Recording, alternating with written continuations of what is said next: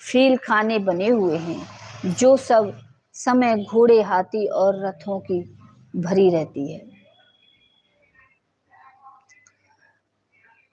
सूर सचिव सेपन बहु तेरे, नृप ग्रह सरिस सदन सब केरे, पुन बाहेर रस सुन सरित समीपा, उतरे जहाँ तहाँ विपुल महीपा।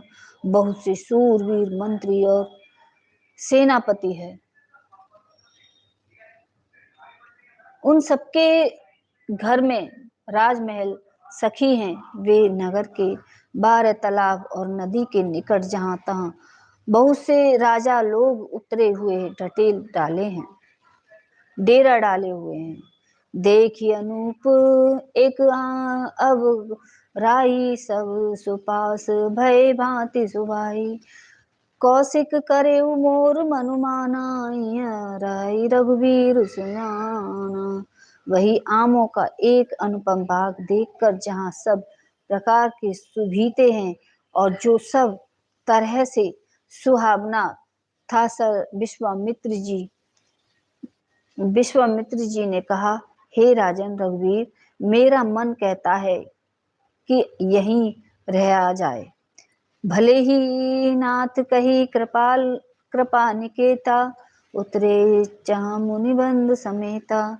विश्वामित्र महामुनि आए, समाचार मिथिलापति पाए।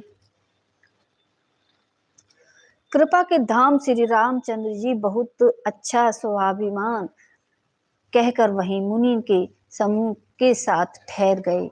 मिथिलापति जानकी जी ने यह सब समाचार पाया कि महामुनि विश्वामित्र आए हैं। आह, संग सचिव सुचि भूरी भट भूषर बर गुरु ज्ञात, चले मिलन मुनि नायक ही, मुदित राव भय बात। तब उन्होंने पवित्र हृदय, ईमानदारी, स्वभावी भक्त, मंत्री, बहुत से योद्धा, श्रेष्ठ ब्राह्मण, गुरु, शताशब्दी और अपनी जाति के श्रेष्ठ लोगों को साथ लिया और इस प्रकार प्रसन्नता के साथ राजा मुनियों के स्वामी विश्वामित्र से मिलने चले।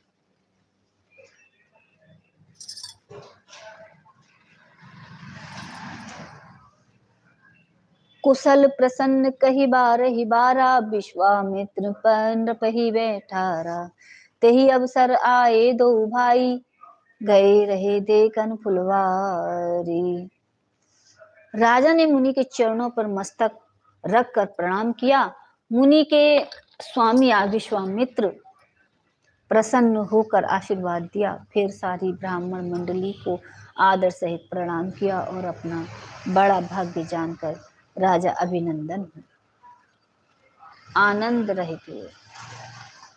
बार बार कुशल प्रसन्न करके विश्वामित्र ने राजा को बिठाया। उसी समय दोनों भाई भी आ पहुंचे जो फुलवारी देखने गए थे। श्याम गौर मृदु बयन किशोरा, लोचन सुखद विश्व चित चोरा। उठे सकल सब रघुपति आए, विश्वामित्र निकट बैठारे। सुकुमार अशोक अश्व स्थान वाले श्याम और गौर वर्ण के दोनों सुकुमार नेत्रों के सुख देने वाले होकर उठकर खड़े हो गए। विश्वामित्र जी ने उनको अपने पास बिठाया और भय सब सुखी देखी दो भ्राता, बारी विलोचन पुलकित गाता। मुदित मूर्ति मधुर मनोहर देखी, भयऊ विदेहु विशेषी। दोनों भाइयों को देखकर सभी सुखी हुए। सबके नेत्रों में जल भर आया। आनंद और प्रेम के आंसू उमड़ रहे और शरीर रोमांचित हो उठा।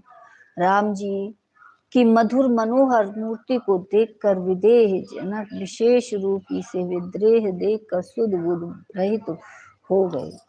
प्रेम मगन मुनि जानि नप, करि विवेक धरि धुईर। बोलेहु मुनि पद नाहि सिर, गद गद गिरा शरीर।